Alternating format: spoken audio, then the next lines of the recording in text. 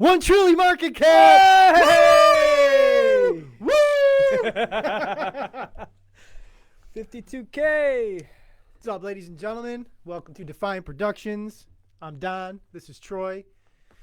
We've been doing this thing since about October, November of 2022, back when the price was sitting in the teens after being at all-time highs about a year prior. And again, like I said in the intro, many people thought this thing was dead. Many people very close to me who I think would hold my opinions in high esteem thought I was crazy. Thought it was never coming back. And here we are in literally striking distance. We're getting in striking distance of all-time highs. We, before we opened up this podcast, we were at about 52,300. The market cap of Bitcoin itself has passed 1 trillion. I believe the total market cap of crypto is, if it's not there already, it's very close to 2 trillion. Mm-hmm. So here we go. Institutions like BlackRock and Fidelity that we were telling you 2-3 months ago, that you had the opportunity to front run, that we're going to come here and gobble up Bitcoin and send this thing to the stratosphere, are buying somewhere between 6 to 8 times the daily supply that's being put into the markets every single day, day after day. Yep. And then in April, that amount that's released into the ecosystem every single day will be cut in half. Yep. We're going to go from 900 to 450. So everything that we've been saying is kind of coming to fruition, and it takes time. There's patience that's needed, right? And this is a really good time to circle back to what we were talking about in the bear market. Our portfolios are rocking right now. We're feeling really, really good, right? Feeling good, right? Looking at those numbers in our portfolios makes us feel like really, really good. But that work wasn't done today. Yeah. Right? No, exactly. And this is like something I've actually been sitting on is, we're seeing results. Like if you have been watching us, or if you've been doing your own due diligence since, October, or any time in 2022, building in the bear market 2023, you're going to see some sort of results. But you have to keep in mind that you're seeing results now. But if you start to get lazy and slow down, you have to realize that the results you're seeing today are from the decisions that you've experienced and the decisions you made 6 to 12 months ago. And that's where a lot of people mess up, is because they get lazy.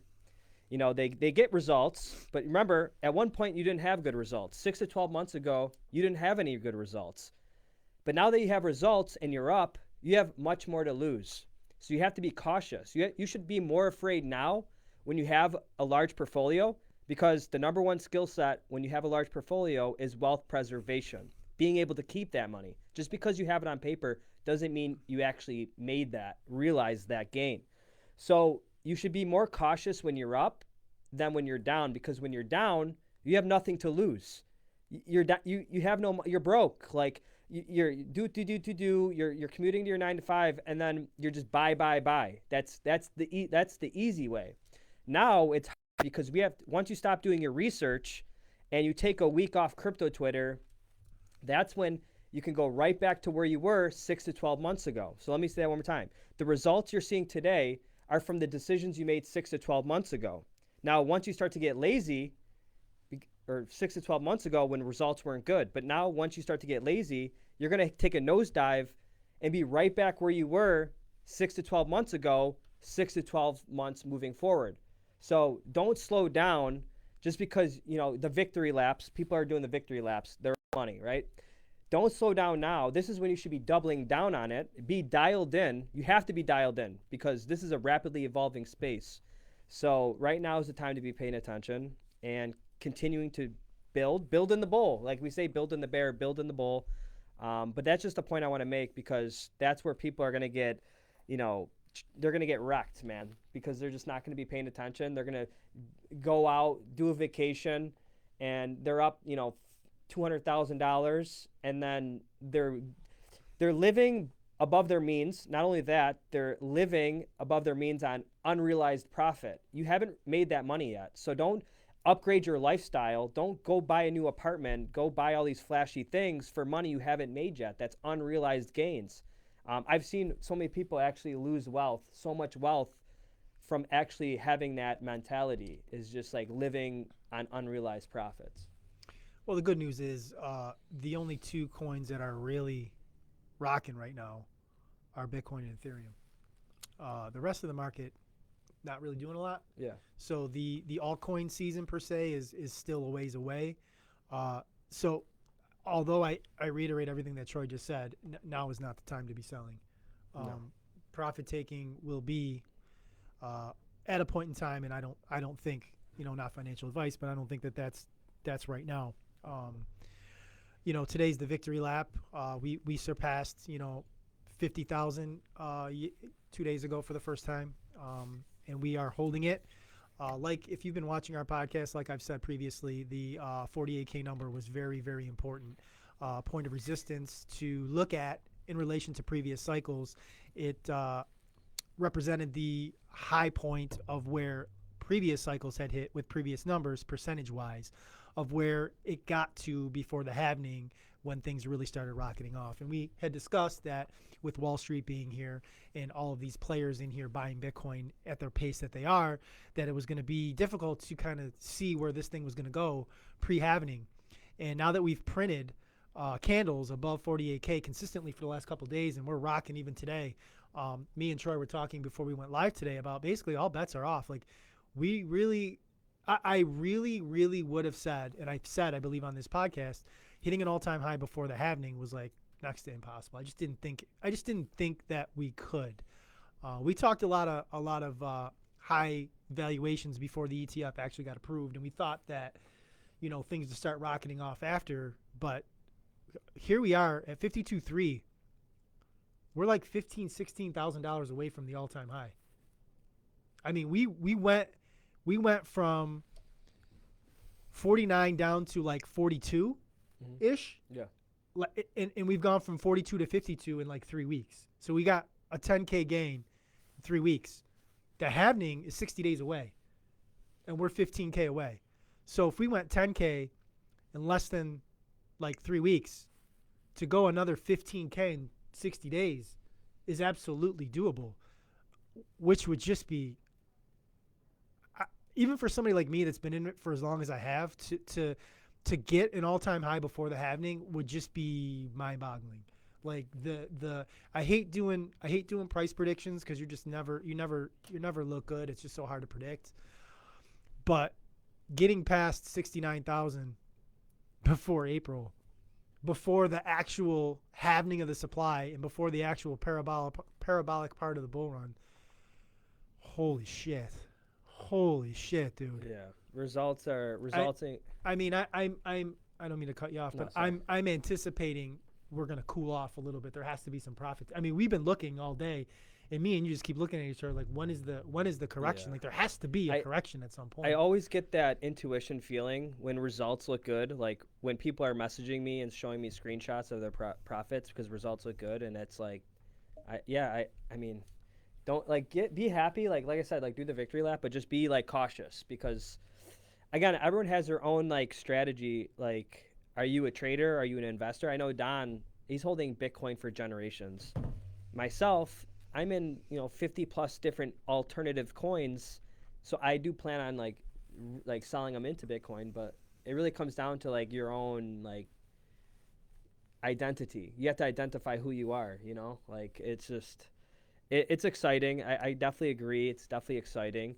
And that goes into like our next topic of like financial literacy is, understanding this technology. It's people are afraid of it. It's like back in the early days, like when people were shown the internet, like people were a little nervous, skeptical of it. And that's kind of like what we have with blockchain. I do have something because it's been throughout the week I've been thinking about this, and I've actually never like talked to it in public, but I've talked to it with like friends and stuff, talking about like the school system and how they're teaching century-old concepts in an age of advanced technology.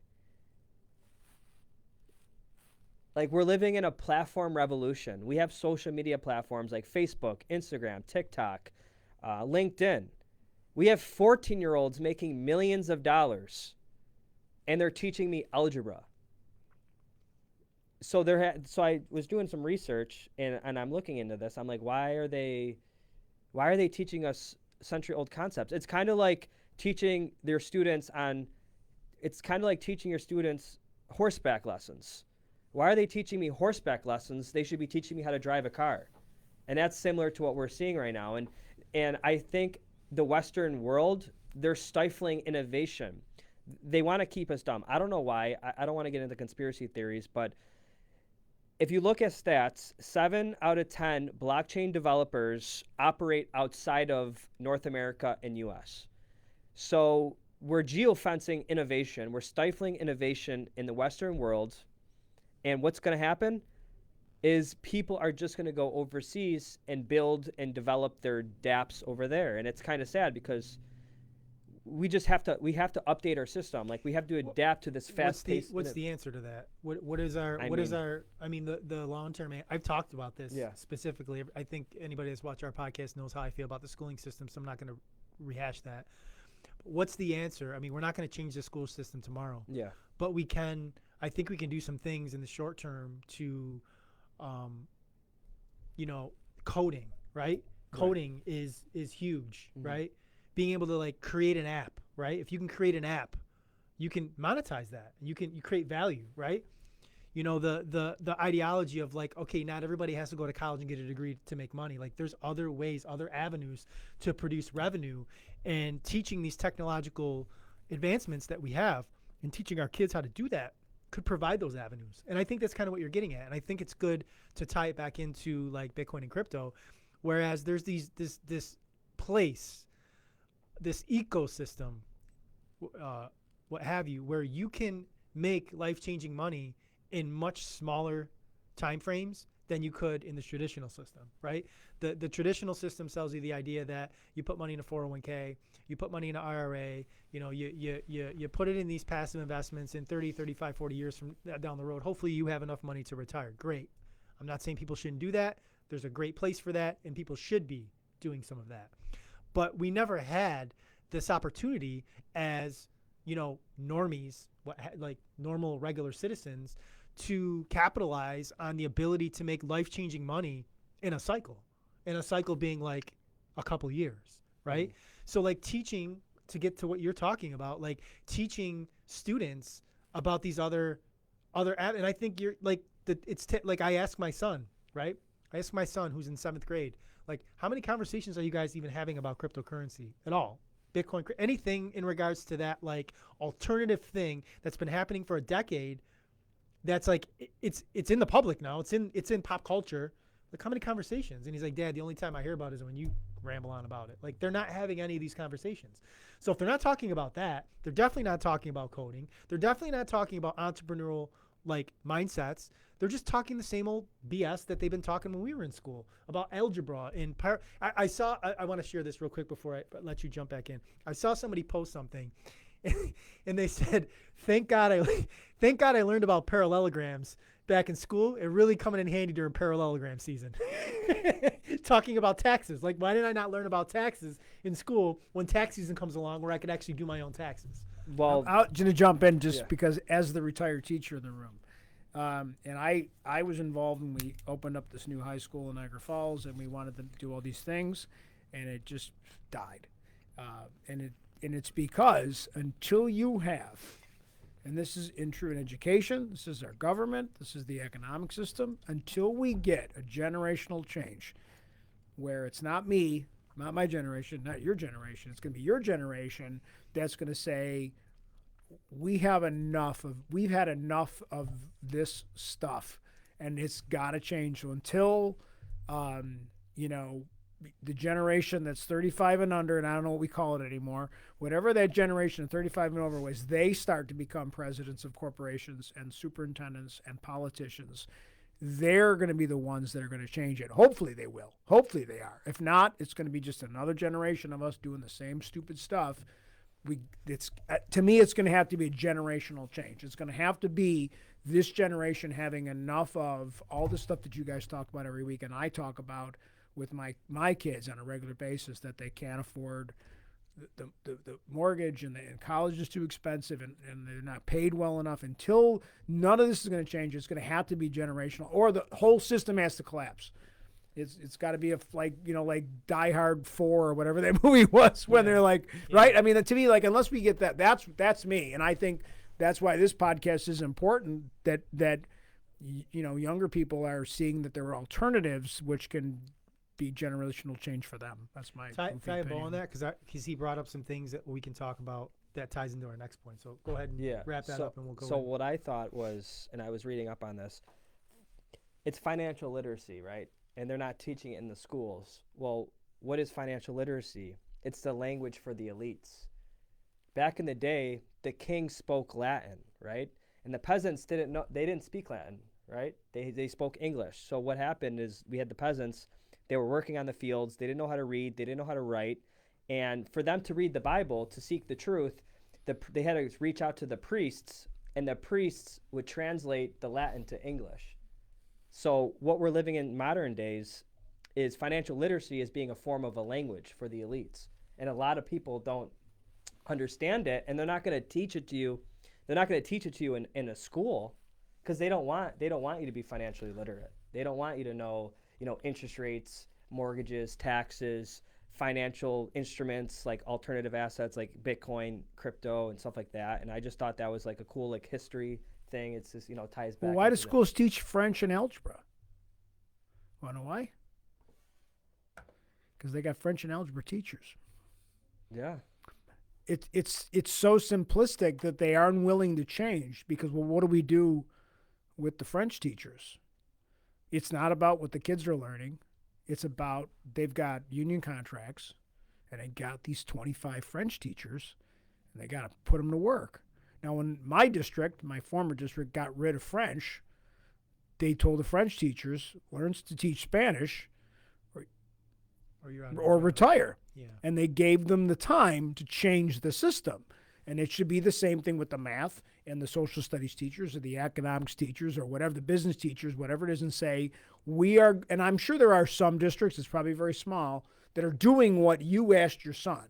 And unless we get some younger parents, not only be teachers and superintendents, to go to board meetings and become Board of Education members, that's to me like, and again, I go back to the education component of it, but I think education is where, like, to me, it's back to the same thing. It's like until someone says, well, we're not doing it that way anymore. And I think in the economic system, I think it's the same thing, right? Like, yeah.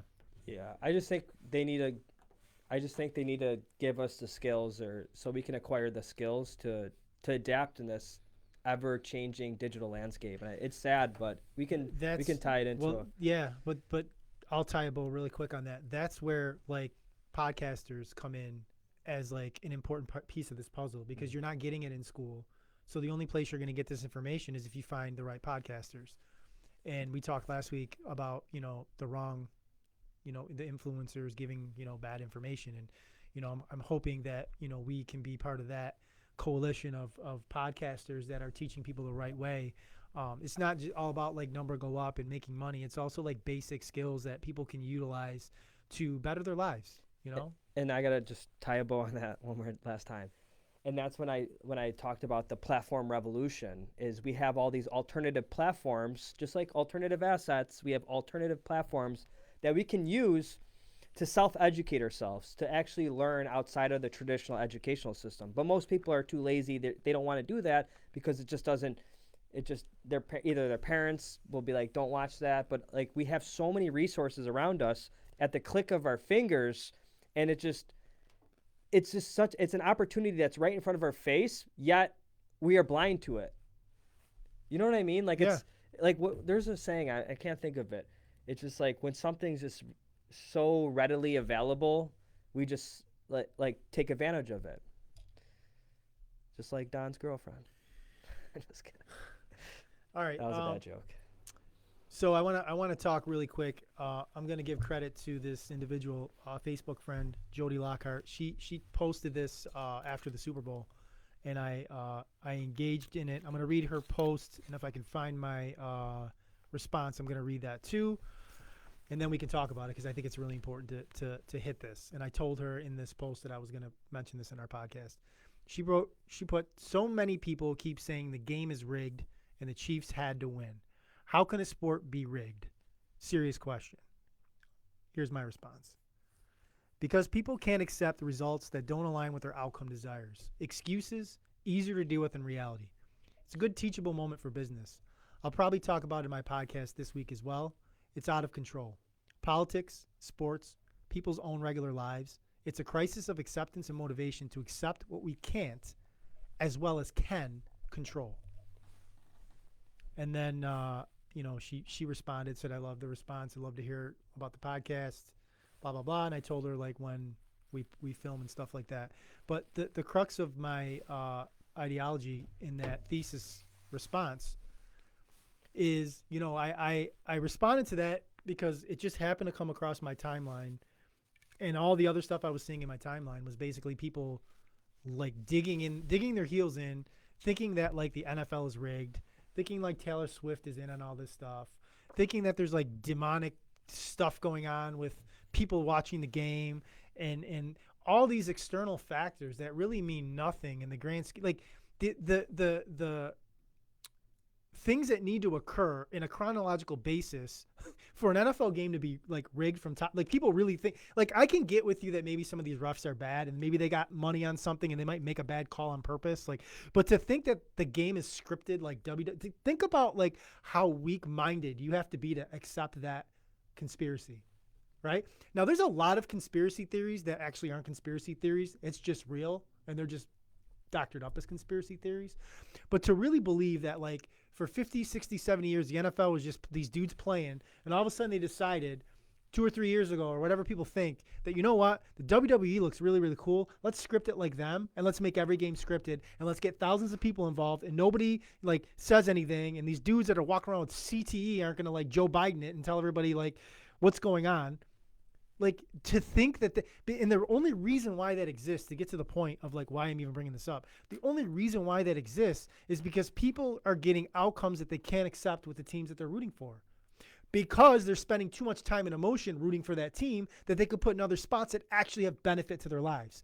And also to spin it back into politics, which I talked about last week, and I'll talk about even a little bit more here. Like people really believe like whoever's going to be the president is going to have some sort of really huge impact in their lives. And I'm sorry, like it's not. Like you have the biggest impact in your life. If Trump beats Biden, cool. If Biden beats Trump, cool. We talked about this. Like you got to learn what the rules are to the game and play the game. The rules might change with one guy's in and other guy's in, but like to think that you lost because the other guy won, like, and that's it, like all your excuses are on that, dude, it's super weak. And like we accept that. Like I scroll through my timeline and many people co-sign it and people are accepting that.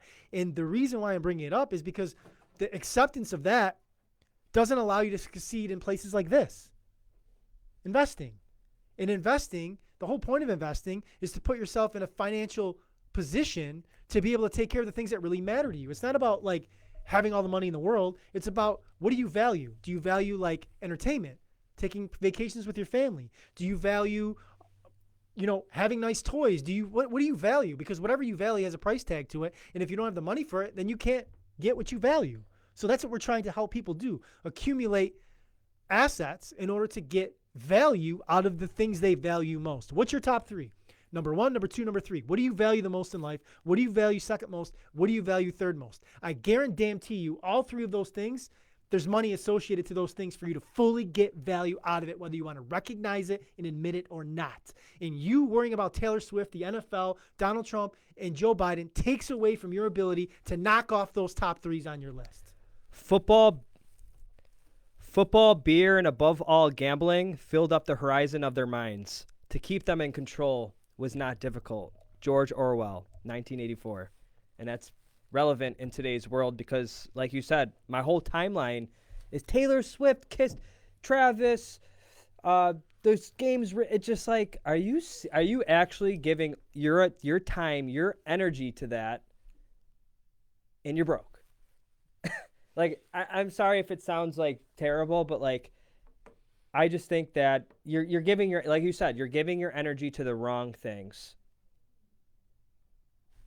We watched the Super Bowl together this week, and I was getting into it. You saw it. I was getting into it. I was really into the game. Chiefs jersey on. Yeah, I mean, I was going for Mahomes. I mean, I got some investments in some Mahomes cards. So like there's financial cards. motivation.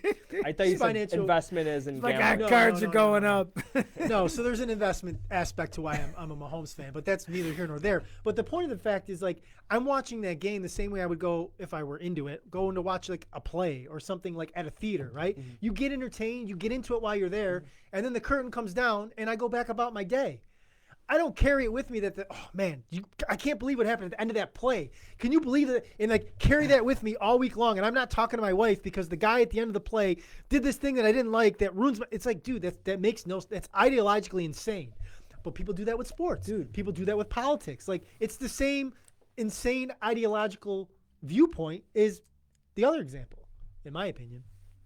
The amount of time and energy people put into sports gambling, like they're the next, they can like see the future and stuff. Like people have these parlays and they literally genuinely think like they're gonna like make a living off it. Like if you took all that time and energy and you developed real life skill sets, like knowing how to trade, knowing how to invest, knowing how to do sales, knowing how to do copywriting, knowing how to do coding, building an app, you would be a millionaire by I know you'd be a millionaire by now. I know people that put hours into gambling, sports, and it's fun. It's fun, but if that's all you know, like you have to like expand your horizons, like realize like that's all like garbage, man. Like that's all short-term gratification. And if you want long-term sustainable skill sets that pay you dividends for the rest of your life, you're going to actually have to put in the work, put in the hours of research, and wake up because no one's going to come save you.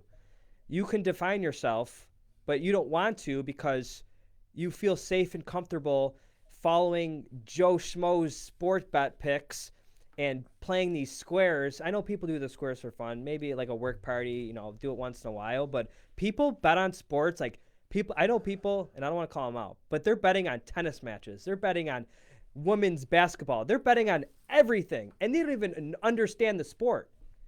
And I know people that understand the sport, and they bet on players. Like, I don't understand. Why are you betting on other people to win in life? Why don't you bet on yourself to win, develop the skills, so you could be the winner? You could be the one people look up to. Like, like people go to these concerts and raves, and they just look up to all these people like they're kings. You're looking up to another man. You have another man's jersey on your back, and you're rooting for him with a foam finger. I'm gonna jump in because I'm like I love sports and I know guys that sports bet and some of them are really good at it, and it's the ones that are good at it are the ones that just like you guys talk about. What's that? Who don't tell you about their losses. They don't tell you about their losses. But I know guys that do very well, and part of it is because they do the research. And they're really careful about what they bet. Like and I hear a lot of guys in here that talk about the betting that they do. And some of them and they know most of it's luck. But there are those guys that enjoy it. And I think you can enjoy your sports, but there should be other things that are not just like you can go to the gym every day, but you can't. There has to be like some level of, well, I'm not going to work today because I got to go to the, like it's this, you got to put the work in whatever it is, but also have balance. And that's the thing that I find interesting. But the thing I posted on I don't know, you guys posted, and I posted the bread and circuses thing, that ever since the Roman Empire, the government's philosophy is entertain them. And George Orwell's, it ties into the Georgia, entertain and feed them, and that's the bread and circus. That was so the Roman emperor understood if we feed everybody and we entertain them by having a Colosseum and the lions and all that, eating the Christians and all that stuff, then they'll forget how bad it is being dominated by that they were conquered by the Romans. And it's really a simple philosophy, and that's why we have all that same crap today. It's about distraction from what your government's doing, what your local government's doing, what's going on. Rich, I completely agree with you. And there are that select few of people that do take it serious, and they are making pretty good money off it, and they do like their due diligence and stuff. Just like but they're putting the time in, just like a guy who's putting the time. They're into putting any the time skill. and energy, but like they got skills in it. Now there's the people that are brainlessly, and I'll catch myself doing it. I don't do it anymore, but I'll put in like a small bet.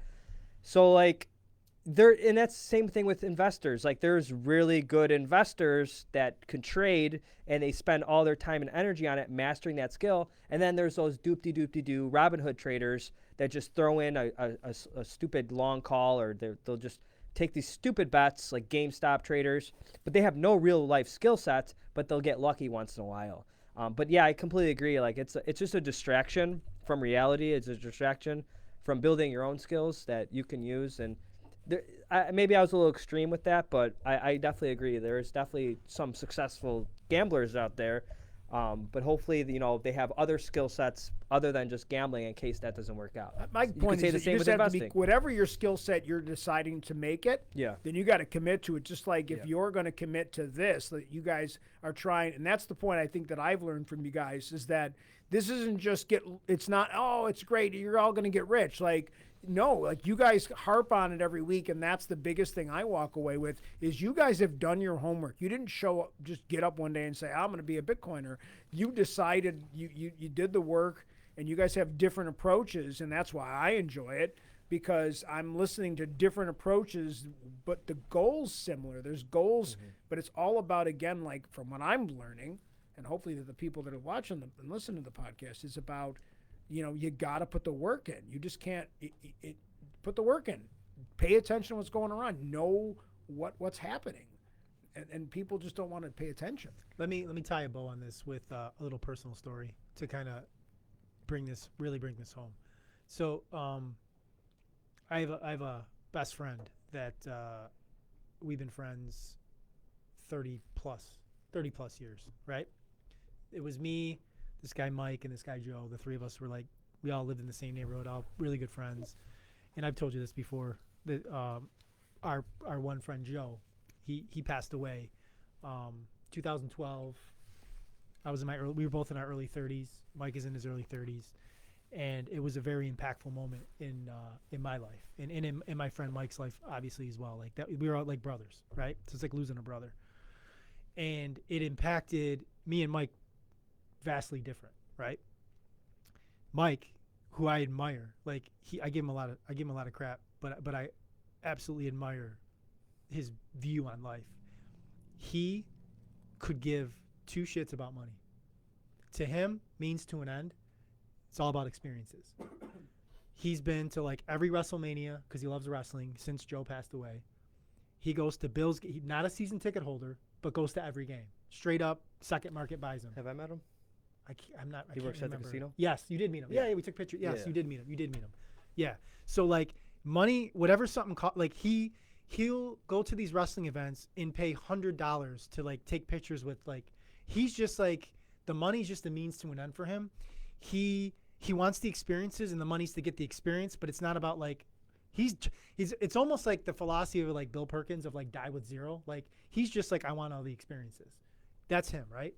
For me, the way that death shook me, and it just happened. Like I've always been self-admittedly, and this is hard to admit for me, but being self-honest is extremely important. I've always overvalued money, always, right? And because I struggled with money in my 20s, and I started in my late 20s, early 30s, trying to like build from nothing and try to accumulate, then Joe passes away, and it like got me in this hyper thought process of like, I need to accumulate because I have other people, not just me now, to worry about. And it's all about like acquiring. And then, I find Bitcoin literally a year after Joe passes away, but that's another story. So for me, it's been not as much the experiences per se. Like I haven't gone on as many vacations as I probably should have, because it's like, to me, it's like that money I spent on that vacation can be used for X, Y, and Z. Like I took the kids in Amber in 2021 to Disney, and it killed me to spend all that money.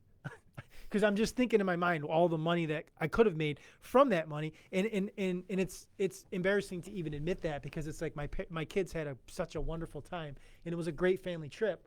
But like, to be honest with myself, it's like I would have rather have used that. But then again, you have to pull back. It's like, for what, right? Because it's like, what? Like I just gave them this experience, which it becomes priceless. Like I got all these pictures and these videos there's this cutest video of my daughter with like dancing when the princess, like, dude, that you can't put a price tag on that. So the whole point of me bringing all this story up is to say, like, you got to find balance. And it's so hard. It's so very hard. Like, even Mike, as much as, love you, Mike, as much as he, like, just doesn't put the value on money and just, it's all about experiences. Sometimes, like, as much as I admire it, like, there is, like, a balance that needs to be, okay, you should be also acquiring some rainy day money as well. Like, there needs to be a balance between that. And then for me, it can't all be just like acquire stuff. There also has to be some of the experiences that I experience in finding that happy medium. And I think all of us, and again, I said my top 3, right? For Mike, his top 3 looks really different than my top 3, but whatever those top 3 are, they all have dollar values associated with that. And I have to find the balance to hit those and then find some sort of happiness with that. And I'm going to end on this one quick thing, because the PBD podcast, which I really like, I don't know if you've ever watched it before, one of the co-hosts, Adam Sosniak, he shared in the episode, it was either today or yesterday, that one of his really good friends, he was a multi-millionaire in real estate, and ended up, the market went really bad on him, some investments went really bad, and he basically went back to zero and had to start over, and he wasn't willing to start over, and he took his life. And again, it's like, that I can identify with, not taking the life part, but I can identify with the ideology of, like, oh my God, I lost everything. What do I do now? And it being so overwhelming for somebody that, like, that dude definitely overvalued money. And that's the danger, right? That's not having balance. Like, to recognize that, dude, if you built a multi-million-dollar empire, it went down to zero, most of those dudes can rebuild it and get back again, right? It's not about the money. Sometimes about the journey to get there, right? So hopefully I didn't ramble too much, and I kind of really drive the point home that, like, it's all about and again, even for me, like, I have to remind myself too, like, we got to find balance. There has to be, it's not all about, oh, number go up, get as much Bitcoin as I can get, stuff as much money as I can in the account, live in the biggest house, nicest car, like, balance. They got to find balance. There's got to be happiness for myself and the people around me, or happiness for you and the people around you, in order to really, like, what's the point of acquiring this wealth if we're just going to stuff it in the casket that we can't take with us into whatever you believe happens after all that stuff, right? No, that was a really good point, and that's something I struggle with too. Is finding that balance. I guess I'll figure it out, but it's tough. Like, we're chasing that, but again, like, and I know you're talking about, but, like, using the money as experiences. And I honestly haven't experienced a lot. For people my age, like I'm delaying gratification, so I got to know that the difference between delaying gratification and and doing that too much, and actually, like, living in the present moment, right? You're 28, right? 27. 27. Your age, I was just at the tail end of, like, bankruptcy, like, just flat broke. Yeah. Like, messed money up so bad in my early 20s. Like, that was a time where I was, like, just starting to say there's got to be a better way. What, that at 28? 27, 28 was about when I was like, we got to figure out a better way to do this. Yeah. Yeah. So, like, I got from that, I have like 16 years on you, 17 years on you.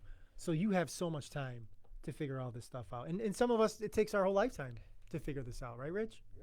But that's the thing. Like, I think you're ahead of the game. I mean, I think, like, it was kind of funny when I met you. You obviously visually you look in your 20s, but mentally, in terms of you definitely have I don't know. You have something about you that you have goals, and a lot of folks in their 20s don't necessarily worry about that shit yet. They're like, I'll worry about it in my 30s, and I don't even fault that that's a problem. But it's like you have goals, and that's the thing. And I think those goals will change, and your priorities will change based on the life experiences. I'm not the same guy I was at 18. I have this phrase that I say, like, we are all very, very different people at different points in our lives. Like, I'm not the same person at 18, 24, 30, 35. I feel like I've been like 5 different people in my life. And I could have gone back to work. I could have gone back to work after retired, and I could have made my salary back and still took my pension. That's some real money. And I went home and I asked my wife, and she said, don't do it. And I said to my kids, I go, what do you guys think? And they're like, don't do it. You've never been happier.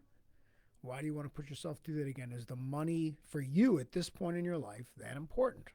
Or is you put the time in? I'm 57. I'll be 57 in April. So I made the decision. Hell to the no. Like, I'm going to enjoy myself now. I'm working and I'm having a good time doing this. I could have made a lot more money going back to that, taught algebra. That's what I would have been teaching. And I said to myself, I do not want to say to these fucking ninth graders, I don't mean in the ninth graders, F them. I mean, like, yeah, guys, here we are teaching something that is crap and you don't need it. Like, unless there's things you need algebra for, but 90% of these kids are not going to use it. We could teach them that, but teach them the other shit too. And that was one of the reasons why no, I'm not going to go in there and start over in that system again. I'm not going to do it even for a year. Like, the priority was at this point. I did that. Now it's time to do something else. And you'll make those decisions. You're a young man, and your life, right? You change what you do. But you've got a goal, and those goals will change, and you've got priorities, and those priorities may change. But the fact that you have goals and priorities tells me that you'll know when it's time to change those goals and priorities based on the circumstances you are, because you're prepared, because you put the work in. Yeah. Right? And you were talking about algebra, and I remember when ChatGPT first came out, the teachers were actually like like they weren't letting their students like use it. They were restricting AI from their students to use it. Now they're teaching algebra, they're teaching these old models. Why are they stifling you from AI? Because AI is only going to get more advanced. Why are they not letting you use it? You know what I don't know. Why do they not let you collaborate on a test in school when every single work environment you're in requires collaboration? It makes no sense. You know What value do I have showing you that I can answer these questions myself to show you what I know about myself? And why are they timed? And why are these tests timed? Where in life, at this point in any job, is there a time restriction? If a guy can do the job in 5 hours and another guy can do it in 8, if the quality of the work's done in 8 hours, then let him do it in 8 hours. If he's done in 5, he's done in 5. Like, that shit drives me crazy. Like, because we built these structures and all those standardized tests that they made you guys take. You know what they predict? They only predict how good you're going to do on the next standardized test. There's not a single standardized test that predicts anything of any significance. And I'll argue anybody that wants to come at me, but if you go on the SAT, you're going to get into Harvard Business School. Okay, fine. I got friends that work in industry, and they'll hire the guy from UB before they'll hire the guy from Harvard Business School, just because the guy at UB is going to work harder probably than the guy who Harvard's walking around thinks he's hot shit because he went to Harvard. And I know guys that work in industry, friends of mine that are in these positions and are like, I want a guy that shows up with a commitment to the job. I don't care what the piece of paper says. You know who the smartest guys that go to Harvard are? The dropouts. The ones that drop out and realize this is bullshit. I'm smarter than this nonsense. I'm going to go create something instead of go learn how to be an employee, a high-paid employee. Yeah. You know, your Mark Zuckerbergs, your Winklevoss twins, like these guys that go create things. If those are the smart guys. If the school system stays the way it's at right now, I will be homeschooling my kids, and people will be like, well, your kids are going to be socially awkward. I doubt that. But let's move on. Yep. Yeah, let's wrap up with our last thing that we want to hit. Spit some fire. Spit some fire, Don. I want to talk about this this coin. Let's give you some background before we completely go ham on this project. There's a coin that was created 2019. That's when it was released. I believe it was released on March 14th. Pi Day. It is Pi coin, okay? And this coin was created with the thought that it would be like another peer-to-peer. It sold itself as a potential like Bitcoin type back when the peer-to-peer conversation was still more relevant than it was last cycle going into store value. Sold itself as a peer-to-peer social option, like the currency of the internet type thing. That's what it was selling itself as. And the idea was you could download this app on your phone and you could click a button every day. There was nothing to pay, no money in. It was just you click a button, you mine, you get people you refer people, they go under you, your mining goes up, your coins go up, and it's just going. And they were going to go through this methodical process of releasing steps to get from a closed mainnet to an open mainnet, which eventually will get the coin on the exchange traded and it actually have some value. Right? This is 2019. We're coming up on March of 2024, which would be 5 years, and this project is still in closed mainnet. Okay, you open up the app, an ad pops up. You can stop the ad from popping up, but for most people that are lazy, it probably just pops up for them. So there's revenue that's being generated from that. If you go on their X, there's an account for Pi that has about 3.3 million followers, and they tweet nonsense, and they get engagement, and they get tons of engagement. So there's revenue there. They have an Instagram, same thing, same model, revenue's going there. They have YouTube channels, same thing, revenue. Like they have all these revenue models that are created from this coin. And then when somebody like me or somebody else says that Pi coin is a scam, you're going to have somebody say, well, I didn't lose any money. All I'm doing is I'm opening up this app. I can turn the ad off, and I'm not paying anything. I'm hoping that eventually I will get some value for this coin. So they're not taking money from me, right? They're not taking money from anybody. So how is it a scam? How are they scamming me, right? Well, I'm here to say, and I've referred some people to this coin. I think I referred you at some point in time because I'm like, dude, you're just downloading. What if it's, you're getting some free money, we can spit it into Bitcoin, right? But as time has passed, it is abundantly clear at this point that Pi coin is a scam. It is a scam coin. And when I interact on any of their social medias and you say anything, you'll have a polarizing argument occur. You'll have half of the spectrum like loyal, Pi's going to release, it's going to change everything, blah, blah, blah. And then the other half is like, this is a complete scam, and they just go at it, and the impressions just go boom, boom, boom, boom, boom. And they're just killing it on their impressions. So the gist of this is that we are allowing, and I don't see enough like influencers talking about this. Like this is the type of stuff they don't talk about. And I understand it's not a rug. You're not getting rugged. Like if the thing just collapses, nobody actually lost money. But you had, and I'm gonna go to their page really quick because I'm gonna mess the names up.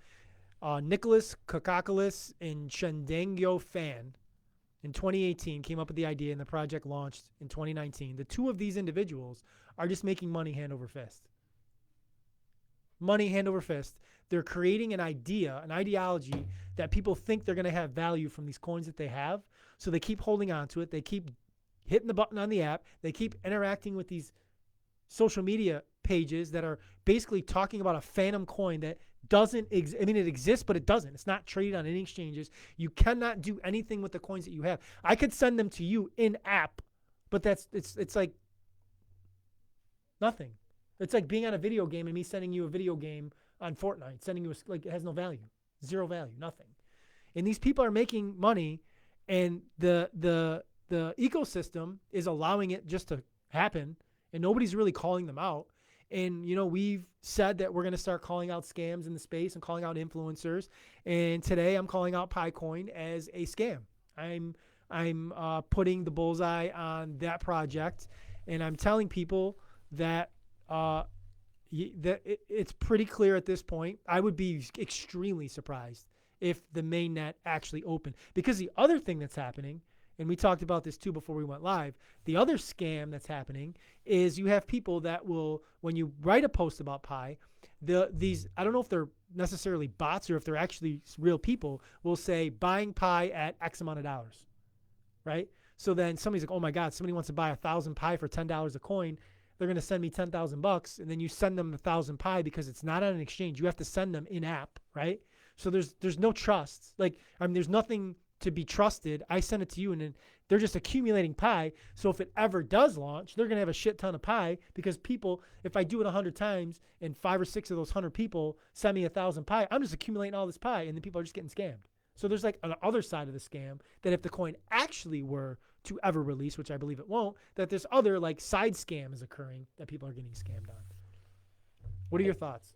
No, I think that's really, really, like, again, it's accountability. You're holding influencers, you're holding projects accountable. It kind of reminds me of CoffeeZilla, which is a really famous crypto calls out scammers and stuff. I think that's a cool little niche, and there's, where would be helping the industry?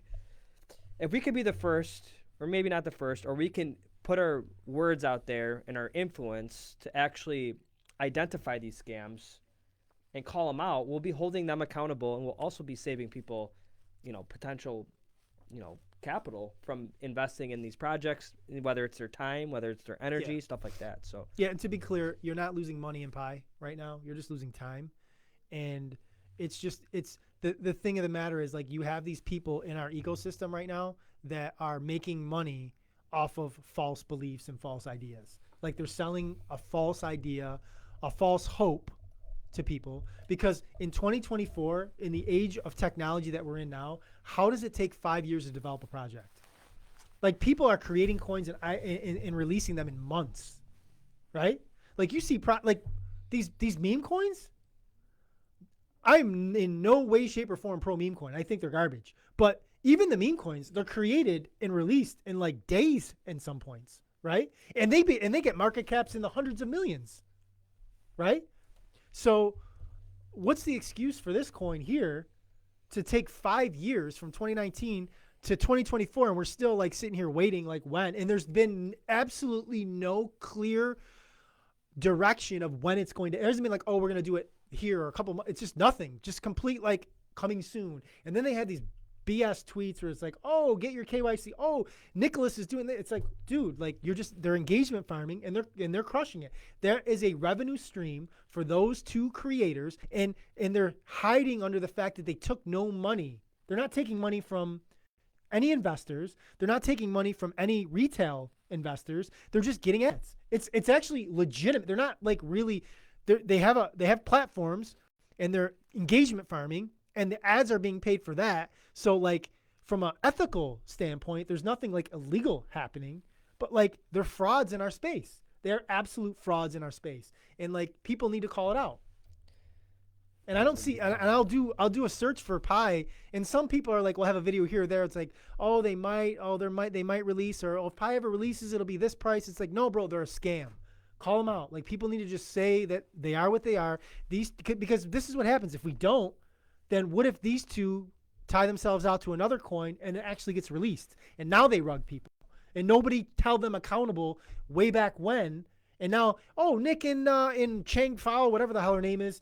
Oh, those are the guys behind Pi. They're going to release this coin. They got 100 million pioneers. Oh, they just released, asshole coin. An asshole coin is going to, and it releases at, 1 cent. And then what if it goes to 5 cents? And the next thing you know, it's got a $10 million market cap, and you're the exit liquidity. You put your $1,000 in and it's gone. And because we didn't hold these guys accountable, people lose money. So yeah, right now, there's not technical capital to be lost. But if we don't call these people out for what they are, they will scam the space, and people will lose capital. I think I can make a YouTube video just from that. Is PiCoin a scam? Hashtag Pi, and you'll get good engagement, because Yeah. No, that was a really good point. Holding influence accountable and stuff like that, and that's why we have our voice here. So I do want to say one last thing before we wrap this up, and it's for people that are in their 20s, or people that are in their 30s, or anyone, but especially people that, like, I grew up with, not directly towards them, but like people that want to be wealthy, but they're younger. To really make it takes about 7 to 10 years. If you're dialed in, you're focused, and you're ready to conquer. But people think, like, when you're younger especially, you think you have all this time, and time's our most valuable asset, but we take advantage of it. You don't have time to wait. If you wait till you're in your 30s and you start getting serious in your later 30s and 40s, it's going to take till you're 50 to actually make it. So you don't want to be that guy that looks back and be like, oh, shit, I wish I focused, dialed in my early 20s, mid 20s, and handled this stuff earlier. So you can enjoy your 30s, you can enjoy your 40s, enjoy your 50s. And I just want people to realize, like, now is the time. The present moment is the best time to take advantage of. It doesn't even have to be stocks, crypto. It could be whatever. It just develop some type of skill, a skill set that provides value, because your income is directly proportionate to how much value you can provide for people. So once people realize this and they start to develop these skill sets, then they'll start making more money, and then they won't have that regret where they're looking back in their 20s and 30s and be like, oh shit, I wish I did this differently. Oh shit, I wish I started this business. Oh shit, I wish I went to that seminar. I went to that event. I went to that networking conference. I made that deal. I did that sales call. I went to that dude's door. I did that out. There's so many things. Have fun in your 20s. Don't get me wrong, but your 20s are the time to actually take risk. Because when you're in your 30s, when you're in your 40s, when you have a family, you have kids, you're not going to be able to have, it's not going to be socially acceptable to take the risks that you can take when you're in your 20s. You have tons of energy. You're allowed to mess up. You could be broke. You could fail, but you can turn these into paid lessons. I love to say that. And like I said, it's much more or less acceptable later down the road. So start today, start now. You can start by hitting the subscribe button and liking this and commenting it and sharing with a buddy.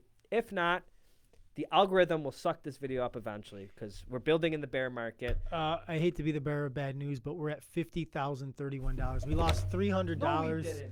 We lost $300 during this podcast. It's over. Zero. It's over. Sell it all. We're done. Wait, what is it at? It's going actually? to zero. $52,031. No, Oh. seriously, we're up 5% today. It's a good time to be in Bitcoin. I will reiterate I'm what selling. I'm done. what Troy said. We do have a giveaway going on that we're trying to get some traction on. Once we hit 350 subs, we're going to give away $100 in Bitcoin, which in Satoshis is going down by the day. But yeah, please, if you watch this all the way through, if you're watching it at this moment that I'm speaking, hit the easiest thing you can do for us. The least costly way is to just hit the subscribe button, hit the like button, put a comment on the video of something that we said that maybe resonated with you, or even if you disagree with it, write it Probably in the my comments. And don't trust. Verify.